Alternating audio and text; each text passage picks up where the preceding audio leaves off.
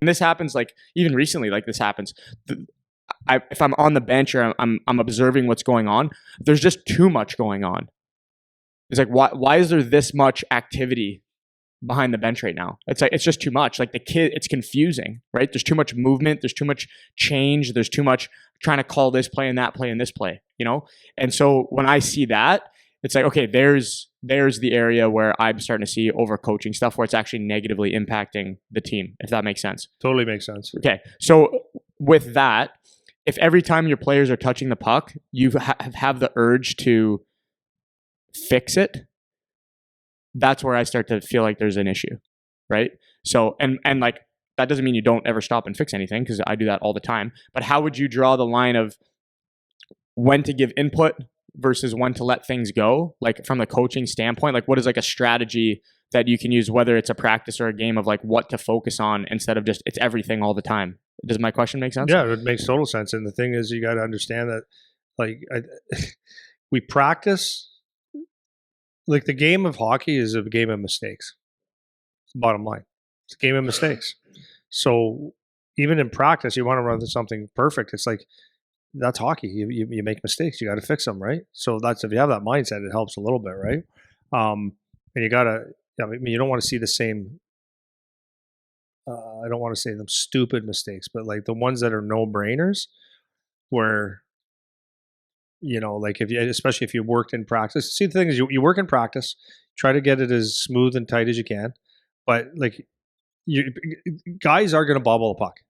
Guys in youth hockey are not going to put every puck on the tape every single time, crispy, and you know the routes aren't going to run perfect all the time. They're kids. They're going to make mistakes. So, I mean, run it the best you can. I mean, if it's just a shit show, then you have to tighten that up, and you know, we give them a little. Let's tighten it up and explain why. But like in a practice, like there are going to be mistakes, and you look at yourself as a coach. Is it too complicated? Is it too hard? Right? Maybe that's the issue too. You know, because there's another thing, overcoaching. Like some drills that you know, maybe something is it's not simple, but it's like the wakey drill or the Vegas 7-pass drill, where it's like a lot of things going on. You're kind of looking in different directions to see, oh, is it my turn or whatever.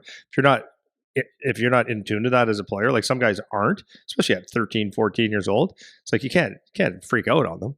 You know, maybe that drill is just a little bit too much for them. So maybe you have to dial it down a little bit. Some kids at 13 years old don't get the concept of there's actually 8 guys going at one time or 6 guys going at one time. Like, this is like, where am I going? And I don't understand. And then think about it. Do they actually understand what they're doing, why they're doing? Yeah, exactly. Right? Is it just a passing drill, or is it this is a, you know, what are the elements that make this a good drill, right? And make it valuable. Yeah. So anyways, in a practice, maybe dumb it down, but they're going to make mistakes, and that's fine. Right. So in a game, again, it's a game of mistakes. You got to let mistakes happen, but you know, you try to fix.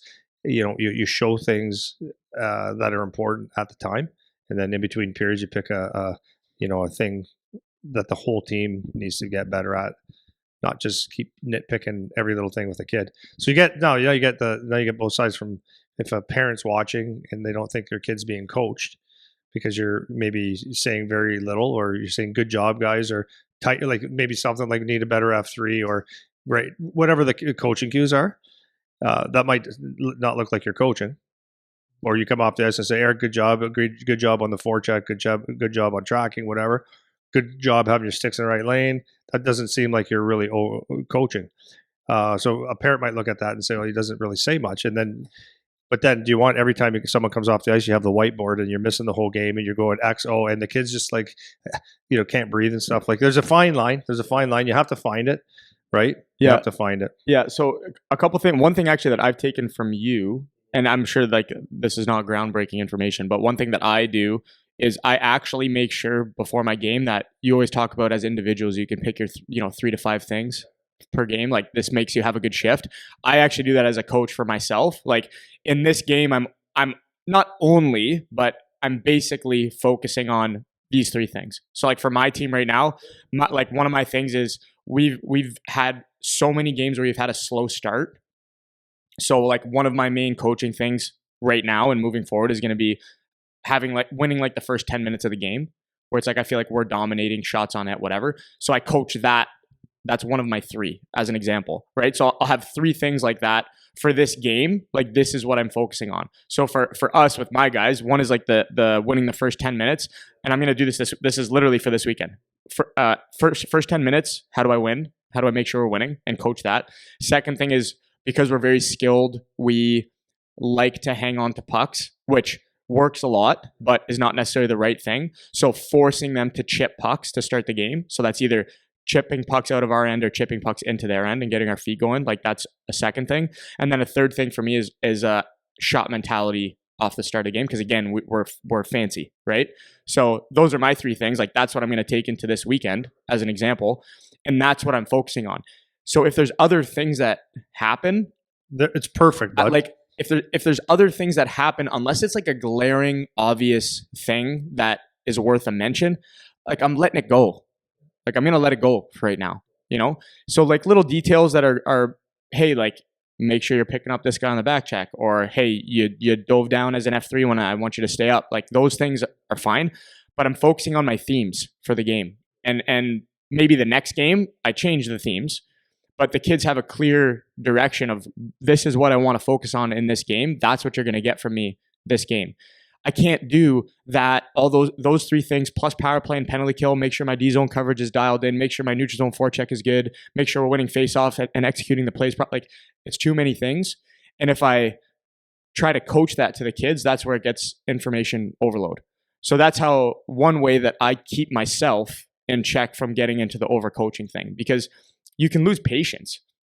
Like as a coach, and then you'll lose it with yourself. Yeah, for sure. Like especially because you're not coaching the National Hockey League, right? You're not getting paid $300,000 or $1 million to coach. Like there's only so much, and you haven't been coaching for 20 years. Right. So yeah, you're going to get overload with yourself too. So, and that's a big thing. Like that's one of the ways I keep it in check for myself. Is like this is what I'm going to focus on today, and unless there's something obvious to point out, like I'm just going to let it go. Right? I'm going to let it go, or maybe I'll mention it in between periods, like this is what I saw, whatever, but I'm not hammering on every little thing all the time. I think that's a great strategy. So that's one. And then the second thing that I do, for whatever that's worth, is I really keep my practices super simple.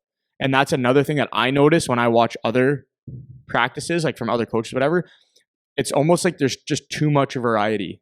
Like there's too many different versions of the same thing that like I don't actually see how this helps the game. You know what I mean? So like there's so many drills you can do where it's like a 2-on-1 to a 3-on-2 back check with a tip and D-walk the line and all of these different elements. And in my mind, as for me, just my style, I'm always thinking of what does this actually do in the game? Like I'm not just running drills, So outside of my warm-up drills where like I want them to get their feet moving and get some shots, that's where I'll have like the play and the variety basically, because those drills aren't really like a game. They're not, so whatever I want to do, I'll do that in my warm up. But then after that, it's like very basic stuff. Like it's nothing crazy. Like I was talking to one coach the other day asking about how I run special teams practices. And again, like I'm not the coach guru. I'm just saying like what I do. And like I say, it's basic, like dump the puck in and break out and set up and do your power play. Like that's the drill. It doesn't have to be anything crazy. And I think like coaches can also feel that where like I have to keep changing what I'm doing all the time. That can also go the other way where you only do the same thing all the time. And that's not great either necessarily. But the concept of just keeping it simple, like keeping drills simple, easy to follow, very clear how this relates to the game. That's kind of what I focus on.